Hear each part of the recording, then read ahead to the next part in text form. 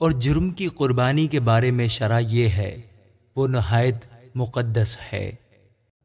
جس جگہ سوختنی قربانی کے جانور کو ذبح کرتے ہیں وہیں وہ جرم کی قربانی کے جانور کو بھی ذبح کریں، اور وہ اس کے خون کو مذبح کے گردا گرد چھڑکے، اور وہ اس کی سب چربی کو چڑھائے، یعنی اس کی موٹی دم کو اور اس چربی کو جس سے انتڑیاں ڈھکی رہتی ہیں، اور دونوں گردے اور ان کے اوپر کی چربی جو کمر کے پاس رہتی ہے، اور جگر پر کی جھلی گردوں سمیت، ان سب کو وہ الگ کرے، اور کاہن ان کو مذبح پر خداوند کے حضور آتشین قربانی کے طور پر جلائے۔ یہ جرم کی قربانی ہے، اور کاہنوں میں سے ہر مرد اسے کھائے اور کسی پاک جگہ میں اسے کھائیں، وہ نہایت پاک ہے۔ جرم کی قربانی ویسی ہی ہے جیسی خطا کی قربانی ہے، اور ان کے لیے ایک ہی شرع ہے، اور انہیں وہی کاہن لے جو ان سے کفارہ دیتا ہے۔ اور جو کاہن کسی شخص کی طرف سے سوختنی قربانی گزرانتا ہے، وہی کاہن اس سوختنی قربانی کی کھال کو جو اس نے گزرانی اپنے واسطے لے لے، اور ہر ایک نظر کی قربانی جو تنور میں پکائی جائے، اور وہ بھی جو کڑاہی میں تیار کی جائے، اور توے کی پکی ہوئی بھی اسی کاہن کی ہے جو اسے گزرانے، اور ہر ایک نظر کی قربانی خواہ اس میں تیل ملا ہوا ہو یا وہ خشک ہو، برابر برابر ہارون کے سب بیٹوں کے لیے ہو۔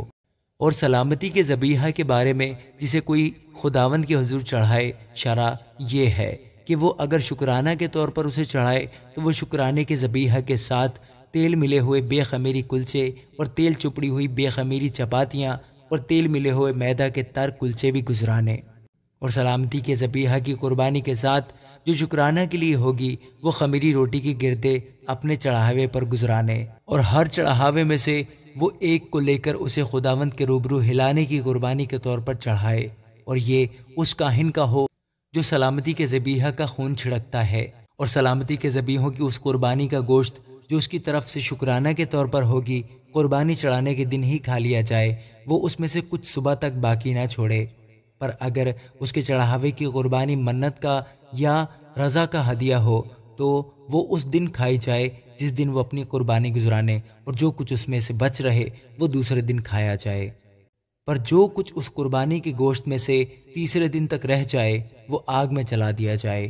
اور اس کے سلامتی کے ذبیحوں کی قربانی کے گوشت میں سے اگر کچھ تیسرے دن کھایا جائے تو وہ منظور نہ ہوگا، اور نہ اس کا ثواب قربانی دینے والے کی طرف منسوب ہوگا، بلکہ یہ مکروہ بات ہوگی، اور جو اس میں سے کھائے اس کا گناہ اسی کے سر لگے گا۔ اور جو گوشت کسی ناپاک چیز سے چھو جائے کھایا نہ جائے، وہ آگ میں جلایا جائے، اور ذبیحہ کے گوشت کو جو پاک ہے وہ تو کھائے۔ لیکن جو شخص نجاست کی حالت میں خداوند کی سلامتی کے ذبیحہ کا گوشت کھائے وہ اپنے لوگوں میں سے کاٹ ڈالا جائے۔ اور جو کوئی کسی ناپاک چیز کو چھوئے، خواہ وہ انسان کی نجاست ہو یا ناپاک جانور ہو یا کوئی نجس مکروہ شے ہو، اور پھر خداوند کی سلامتی کے ذبیحہ کے گوشت میں سے کچھ کھائے، وہ بھی اپنے لوگوں میں سے کاٹ ڈالا جائے۔ اور خداوند نے موسیٰ سے کہا، بنی اسرائیل سے کہہ، تم لوگ نہ تو بیل کی، نہ بھیڑ کی اور نہ بکری کی کچھ چربی کھانا، جو جانور خود بخود مر گیا ہو اور جس کو درندوں نے پھاڑا ہو، ان کی چربی اور کام میں لاؤ تو لاؤ،